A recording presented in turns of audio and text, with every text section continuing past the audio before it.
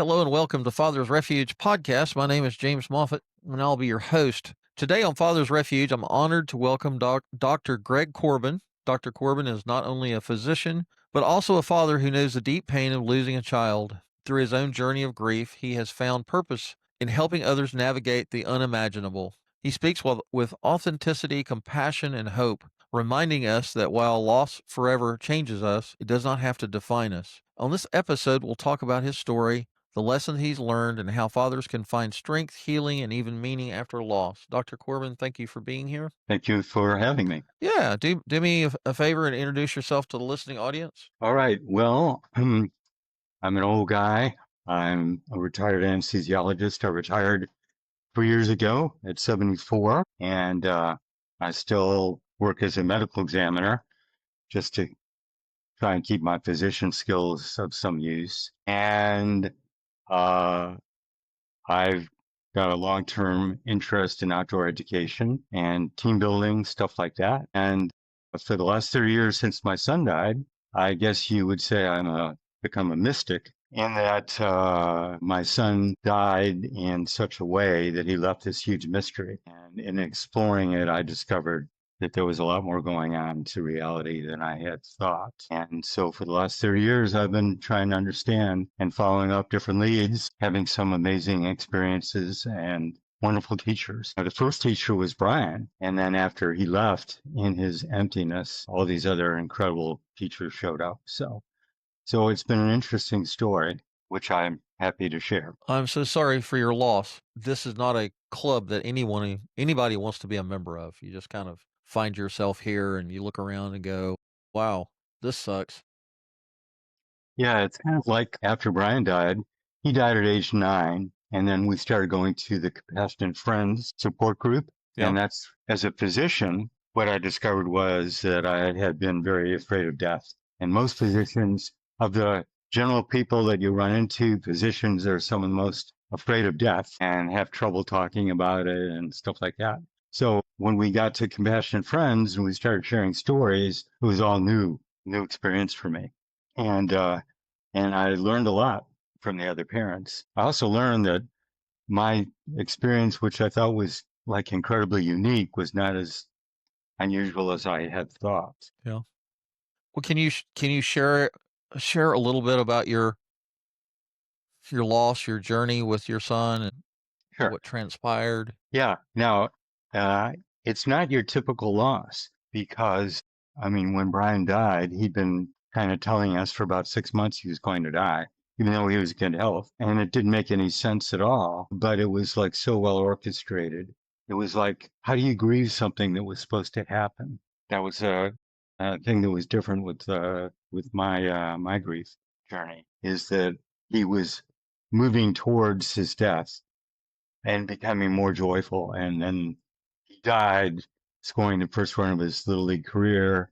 And he was the happiest little boy. And it was a magical day. It was the most beautiful spring day I'd ever seen. He'd given himself a going away party that morning, left behind a sign, Brian's on a trip, don't worry about me, left behind gifts, stuff like that. So, and then all this paranormal stuff was happening before, during, and after. So it was clearly, an event that was supposed to happen. So, which is different than most people when they lose a child. Right. So that became kind of my unusual part of the story to share. So let me go back to when it first started. We were getting ready for Brian's 9th birthday in January, and he said he didn't want to celebrate his birthday. It would bring his death closer, and he wouldn't live till double digits, which was age 10.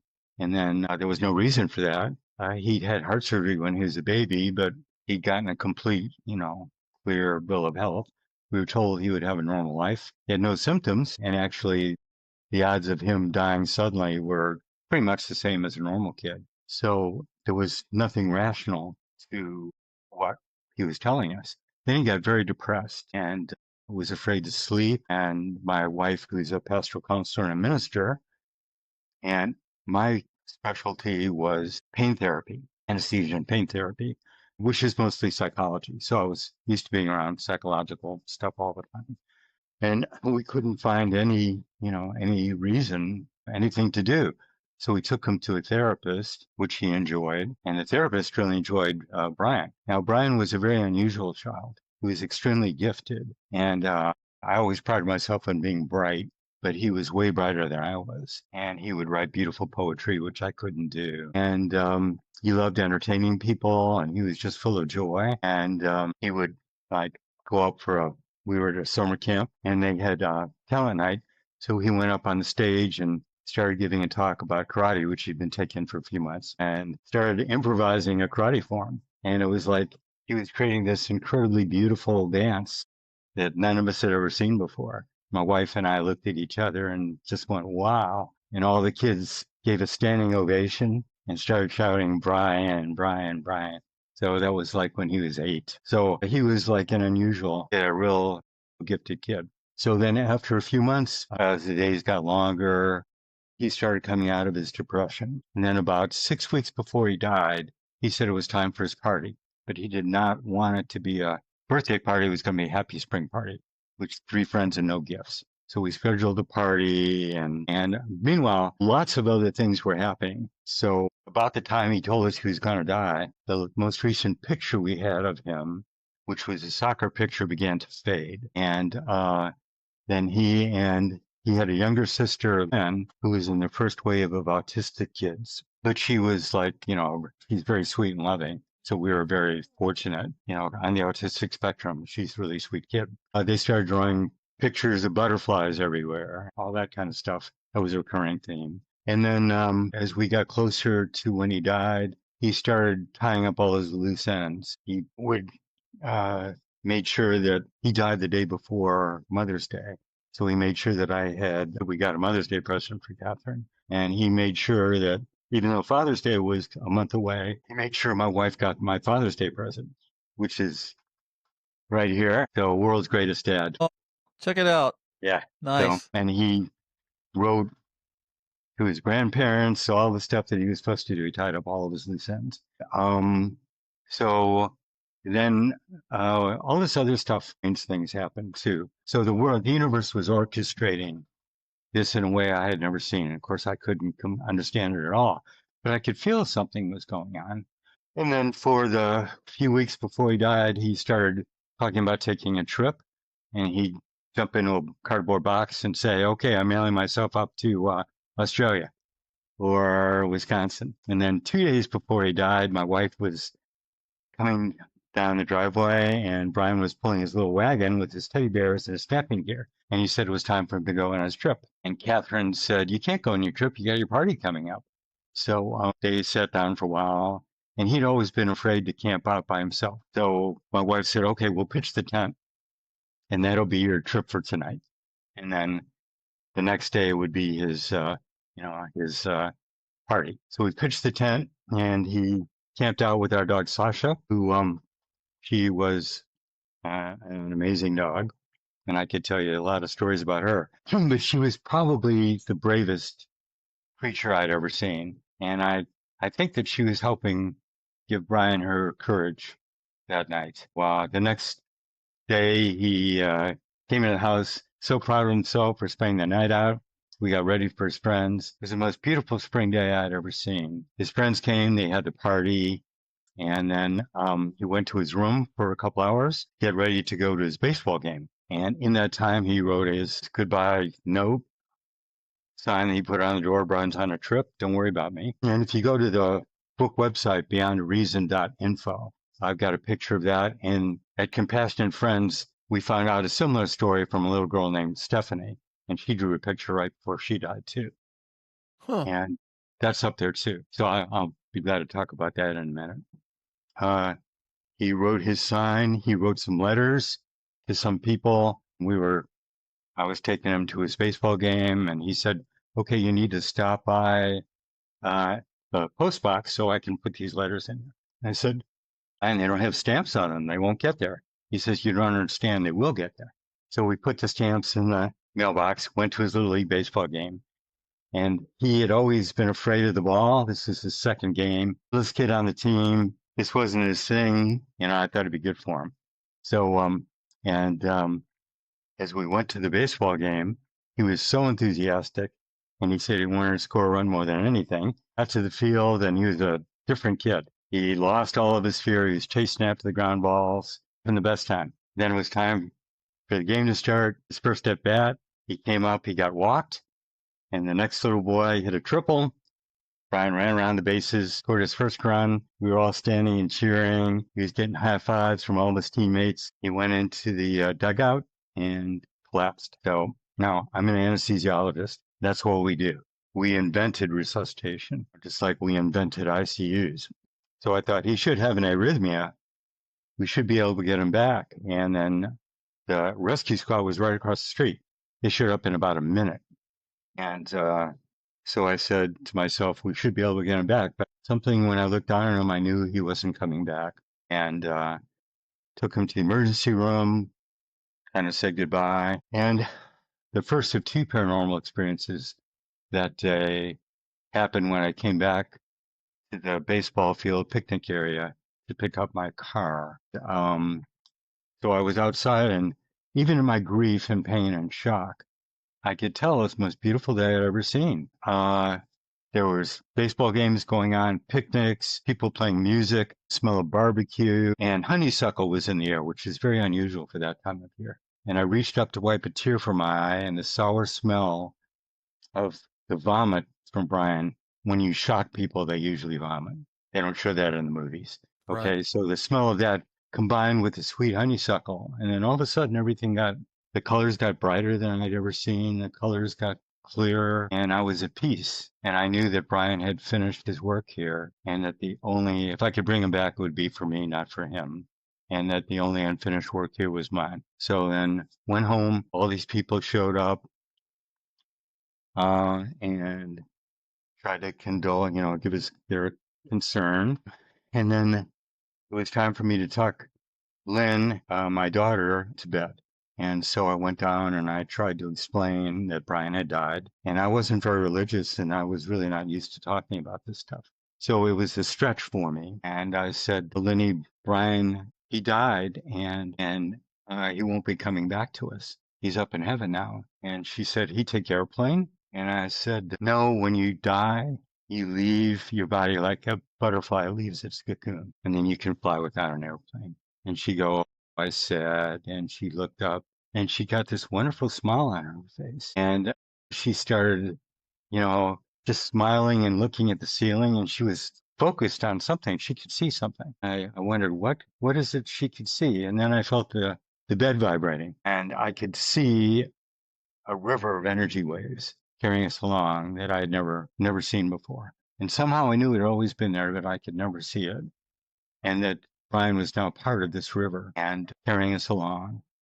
And what the river was a mystery that I talk about and then kind of get closure at the end of the book that I wrote. Brian, I am the river. I was the body, was the stone. I am the river. And what's the name of the website? I want to bring it up. Yeah, sure. It's www.beyondreason.info, info. And so there's a link to the Amazon book. There's some information on there to give you an overall feeling for all of the paranormal stuff that I discovered. I mean, I had just, the fellow right here in Charlottesville where I live, I had no idea. Let's see. Yeah. That's, we're revising it. It's an old fashioned website, but Okay. it's got the content on there is good. It's got a few people wrote songs about Brian. They were inspired, and there's a music video on there, as well as we were on StoryCorps on NPR, and that was the first public, the story was so paranormal that the media wouldn't touch it. And that was like one of the big mysteries that I had. And I'm just beginning to get an idea why that might be. But all these people, he died on the ball field. He made it on national news. Reporters would call, and I would say, yeah, there's Stephanie. Okay. So there's Brian's sign. Brian's on a trip. Do not worry about me. Now, after the first year of, after going to Compassionate Friends, I shared Brian's story, and Took about 10 minutes. And then, amazingly, all these other parents started talking about their unusual, stories. So of about 8 parents who were living with their kids, 4 had stories, um, and their kids had died unexpectedly. Um, and that upper left picture is of Brian at the age of 2 Okay. months, like 2 months. And then I talk about all the things I've learned about how children are much more spiritual than adults and tie it into um, great intelligence and some of the stories that came out of that. So Um, so one mother who was a radiology tech that worked in my hospital started talking about her daughter Stephanie. Stephanie was 4 years old, and she said she was this really gifted little girl. She was artistic and joyful, and every day she said, "You know what? I love you with a mad passion." Imagine that in a 4-year-old. And she said she always said she never wanted to grow up and go to school like the other children. And so she died at a daycare and she went down the slide and a ribbon caught around her neck and strangled her. So 20 minutes before she died, she drew that picture of her in dark colors being strangled. But over on the side is her in bright colors, putting on a halo with an angel up in the sky, dropping halos down to her. So welcome to my world. That's the kind of stuff that kept happening. Wow. Those are certainly unique stories, and I'm sorry for your loss, but I appreciate you sharing that story with us. I'm sure it will resonate with some people. Well, yeah, it brings up the grief as a spiritual pathway, which for me it was. I mean, I was an agnostic. I'd had paranormal experiences, but I denied them. But, the fact Brian showed us that there was much more going on. And then all of these teachers showed up. So the fellow who wrote the book Magical Child, Joseph Chilton Pierce, turns out lives, and he was very spiritual and spent his summers on an ashram in India. And he wrote the book Crack in the Cosmic A bunch of books, and Magical Child. And he traveled around the world and met these most gifted children in the world, the ones that had great, magical powers, remembered past lives, could read your mind. And so he would share his stories with me, most of which were not written down anywhere. He said, "Joe, this is amazing. You should write this stuff down so other people can learn." So he happened to be right in my own backyard. Charlottesville, as it turns out, is like a spiritual center for the Western world. At the time, I had no idea. But the first books on out of body experiences were Bob Monroe. Ever heard of the Monroe Institute? Yeah. Okay. So Bob was a friend of mine. And because he moved, Joe Pierce lived off grid down south of Charlottesville, about half an hour. And he was a friend of Bob Monroe. So Bob Monroe bought the land next to him, created the Monroe Institute. He wrote the Nice. first books in the Western world on out of body experience. Then there's the first books, Western world, Europe, the Americas, Australia, New Zealand. In this entire area, the first books were Reincarnation, Ian Stevenson, Charlottesville, the evidence for that. The Life After Death, Near Death Experiences, Raymond Moody, Charlottesville. Remote viewing, familiar with the term? Okay. So you've heard of clairvoyance. Well, Sure. the military was aware that the Russians in the 70s were using psychics to find information and spy, like on the Pentagon. So they created a unit called Stargate, can't change names, to try and see if we could do that too. And remote viewer 001, Joe McMonagle, still one of the best in the world. He's a friend of mine. And so he did a lot of stuff like found crashed airplanes and stuff that nobody else could do. So he lives here. Let's see. Oh, so anyhow, to say that it's kind of like a coincidence that all these people like showed up right in my backyard right when I was looking. You've heard when the student is ready, the teacher will appear. So that's kind of the way it worked out. I got you. So we're talking to a listening audience of parents, especially fathers who have lost children to cancer or are already or still on the treatment journey, right? Hmm. And so there's hope for healing here on the side of heaven. So what would you say to those fathers? Well, I learned a lot about the grieving journey.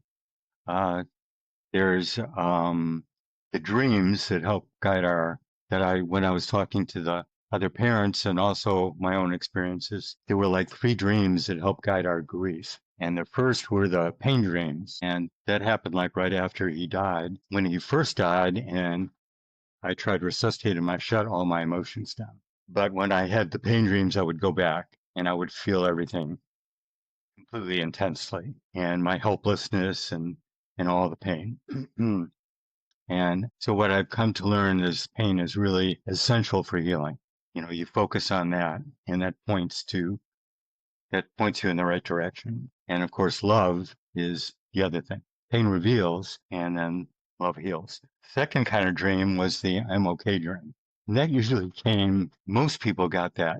And that was usually after a few months. And um, my wife had that first Christmas. So it was about 6 months after he died. And we were sad because it was first Christmas without him. So we went up to the Hershey Hotel halfway between my in laws and where we live in Charlottesville. They were up in New Jersey. And we stayed in three different rooms, my daughter, me and my wife, and then my in-laws. And at 2 o'clock in the morning, all three of them had the same dream. So Brian came to them and they all described him dressed the same way. He was a little bit older. Yeah, I'm okay dream. You know, they're older, they're happy, and they tell you that you don't need to worry about them. You know, the problems are yours, but they're okay. So everybody woke up at 2 o'clock in the morning and Catherine told me, and I was kind of jealous because I kind of wanted that too. My I'm okay dream came later, but it was similar to that. And then the third one, not everybody gets, is the goodbye dream. And that's where sometimes years later, in their dream, you see them, they become older, and you have you reunite, both say how much you love each other, and they tell you it's time for them to go, for you to let go and continue on your way so they can continue on their way too. So those are the three dreams that I saw come up time and again when I was talking to grieving parents, as well as having them myself. So you get guidance in dreams. That's one thing. And the other is that the emptiness that you feel that if you allow it, it will be like a fountain. If you allow yourself to experience the emptiness, things will come from it. The emptiness with the love that you felt for your loved one. Now, for the parents that are dealing with a dying child, that's different. So, all I can say is, my thoughts and prayers are with you. It's the hardest thing a parent can go through, but it seems to have a purpose. And years later, just like Brian's death, when I read through the reviews of the people that have read the book or heard the story, I usually can get through a few before I start crying because his story has been helpful to other grieving parents and other people. Okay. That's I have to tell you, this is different. It's unique, and I'm glad that you're sharing this story in the way that you're sharing it. And I know it's certainly very real to you, and not Yeah, trying to be funny. I I'm think that's just an understatement. yes, yes. And I mean, I don't think any of us have all the answers, right? We all Oh no, go we oh all no. we all go through the grief process, and we all have our stories that we tell, and things that we experience. And I certainly believe that there is a spiritual realm all around us right now, as well as there's a spiritual realm when we leave this earth, right? When we pass on. I don't think death is final. I think our spirits live on forever. There's probably a lot of debate about heaven and hell and all this other kind of stuff, and I have my faith and my belief system that I embrace, but I certainly don't think that I've come to, a place of all knowledge or wisdom about all of that. Well, that's okay.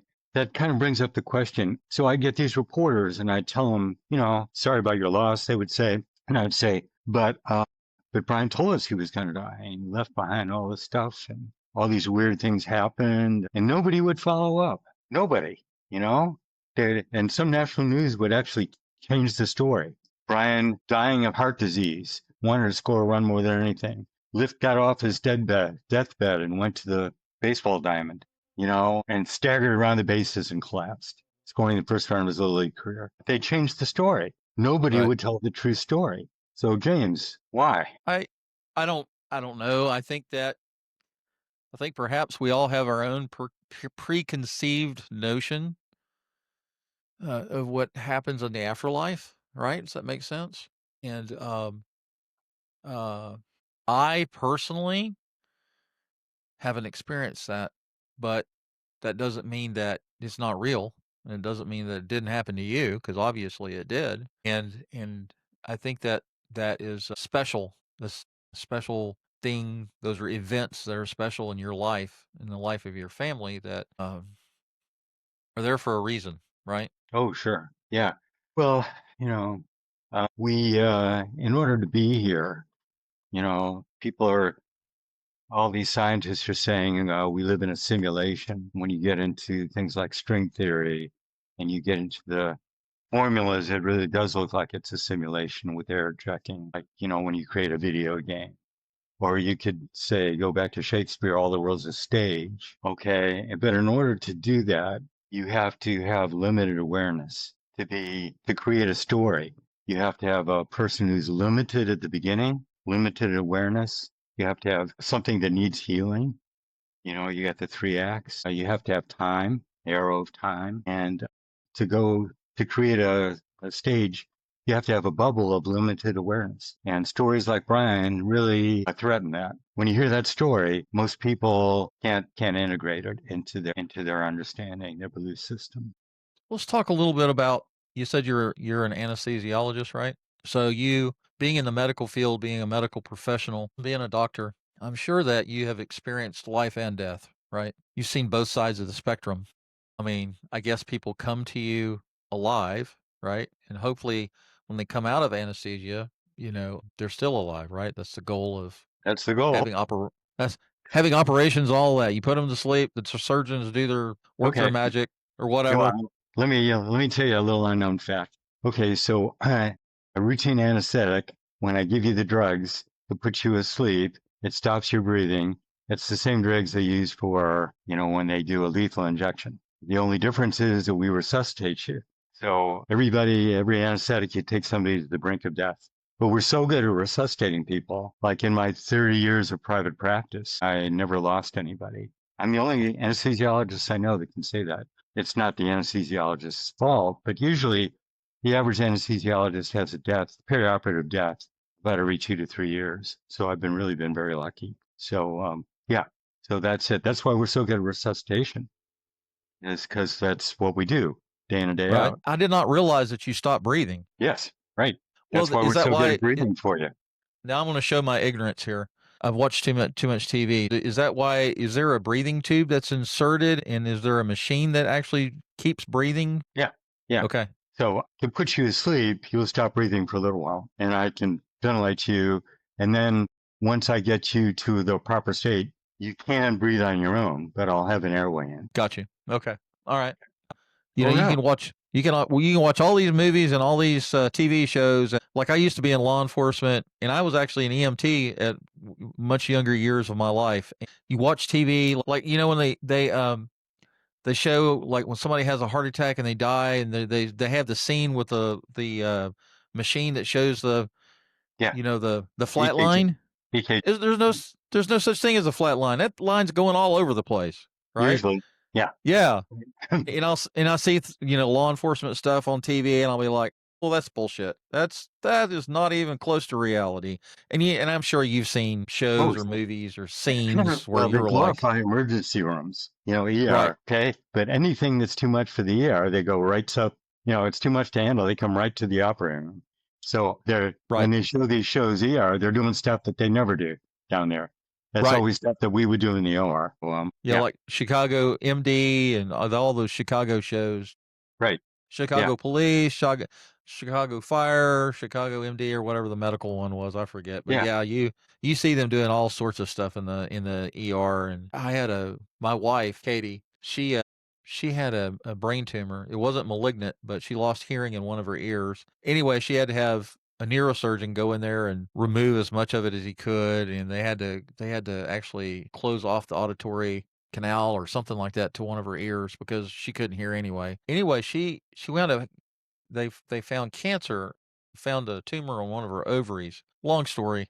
They were during one of their surgeries, they were going to put in a line. What's that thing they put in your head? I forget what it's called. Or shunt? Shunt. They put a shunt in her head, and they were going to run it down into her chest cavity And for some reason that wasn't working, and they said, okay, we'll run it down to the stomach area or the whatever. Hmm. And so they had her in surgery for like 12 hours, and the surgeons came out and pulled me into a conference room and said, oh man, we found a cancerous tumor or whatever on your wife's ovary, and we want to remove it while we're in there, blah blah blah. Well, they couldn't do that because they wanted her to make that decision and not me. Really? And oh I've never yeah, heard of yeah. Yeah, the Well, the the nurses and the other doctors in the OR, I signed the permission. I said, because I knew my wife would have wanted them to take it out, you know. Oh, they were going to do a hysterectomy. That's what it was. They were going to take all of that out while they were in there. So anyway, the doctors and other medical staff in the operating room overrode that and said, no, you can't do that. She has to be the conscious and be able to make that decision on her own. Whatever, that that happened. is not the way it's supposed to work. So anyway, during one of those, that was 2016. I almost lost her. She was pretty sick. She had like 3 brain surgeries, like 4 rehabs, and I had to take her to the emergency room. I went down to MUSC, and she was in the emergency room, and I forget what the issue was. She was having problems breathing or something. I don't know. So she was in the ER. Is What that was it? South No, Carolina? yeah, no, it wasn't. It Charleston. wasn't. Yeah, it wasn't a breathing issue. She was dizzy and having pain in her head. Anyway, we told them about the brain tumor and all that. And then the neurologist was there at MUSC. And so they rushed her into the emergency room and started working on her. And I noticed there was a clock on the wall, a timer. And I asked one of the nurses that was in the room, in the ER room where she was at. I said, "What?" I said, what's the deal with the timer?" And she was like, you don't really want to know what that timer's all about. You know, and I guess at some point the treatment team turns that timer on, and at the end of the time, whatever that might be, 10, 20, 30 minutes, I don't know. I guess they quit working on you, you know, when all is lost. And I was like, "Whoa. Yeah, let's not turn that let's not turn that timer on. Let's get her fixed and get her back on the road, you know."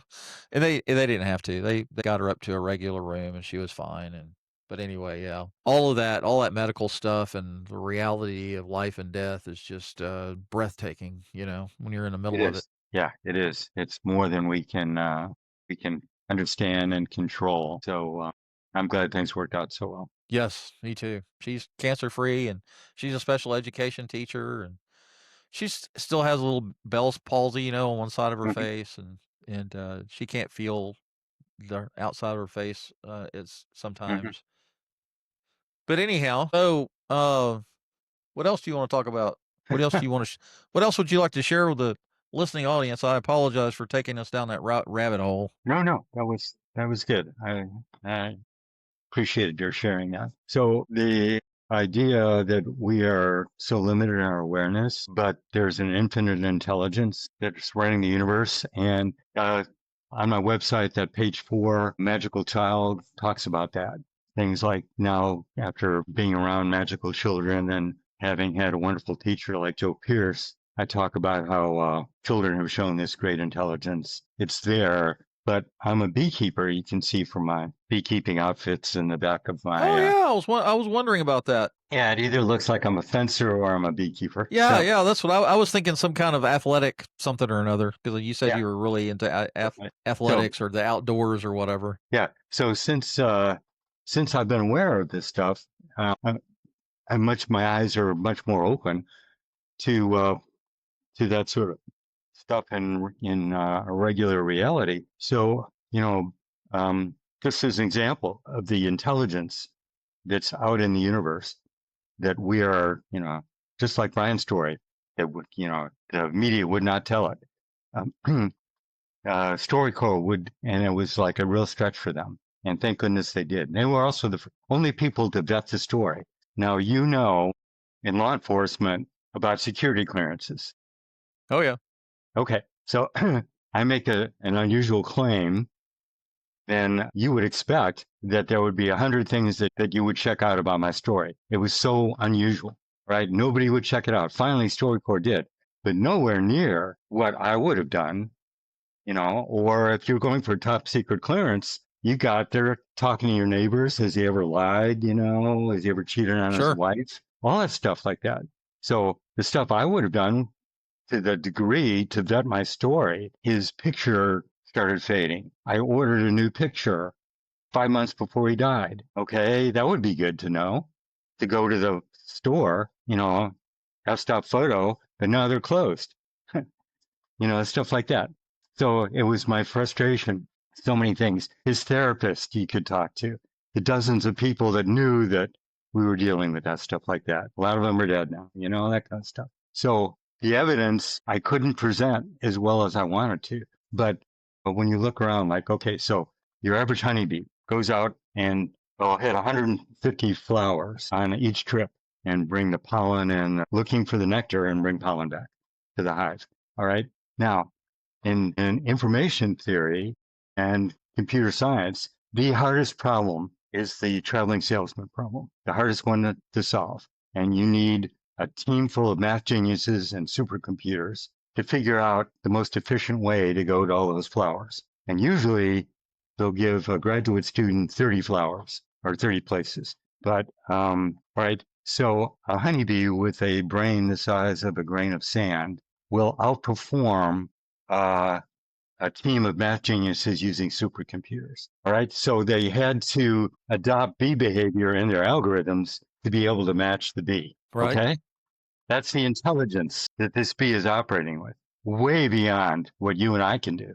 All right. The flowers in the field want to have the most number of trips with the least amount of nectar. It's hard to make nectar. So what they do is they randomly move the nectar around the flowers, not just among the flowers in a plant, but the whole field. The whole field is connected by an internet of fungal hyphae, and they all work together mathematically to maximize the number of bee trips with the least amount of nectar. The mathematics of that is more than your average math major, could do without special help. Okay. Wow. I mean, the plants don't have a brain. They're operating at a very high level of intelligence. And then you've got spiders that are trying to eat the honeybees. So they put out their web. Spider does not have a brain. And not everyone, but some spiders, which not only is a web, a very complex, well-engineered phenomenon that they somehow know how to do perfectly, but each flower has an ultraviolet landing pattern that the insects use to lure them into the nectar. And so the spiders will recreate that on their web, trick the honeybees into landing on the web. But the spider has never been in the flower, and the flowers change every couple of weeks, and the spider will change the landing pattern to correspond to whatever flowers in bloom. So just to say, just something simple like watching a bee go out and gather nectar, the intelligence is way beyond anything that science can explain. Right. It is pretty wild. Yeah. So, I mean, if they taught that, everybody would believe in God. We wouldn't know what it was, but we would all know that there's something going on. I hear you. Did you watch the movie Beekeeper with Jason Statham? I know, but I want to. Was it good? It is out of this world good. If you like action flicks, I don't want to ruin it for you, but it's a story about good overcoming evil. Well, yeah. You've got to watch it. If you're a beekeeper, you got to watch it. Well, that's the other thing. All the world's a stage. What do you need? You need limited awareness, you need space and time, and you need good and evil. Gotcha. So. All right, Dr. Korbon, thank you for being here, and thank you for sharing your story with us today. To all the fathers listening, remember this is a safe place where your grief matters. You're never alone. Until next time, take care and hold on to hope. And thank you for the privilege of your time. And thank you, Doctor. Most welcome.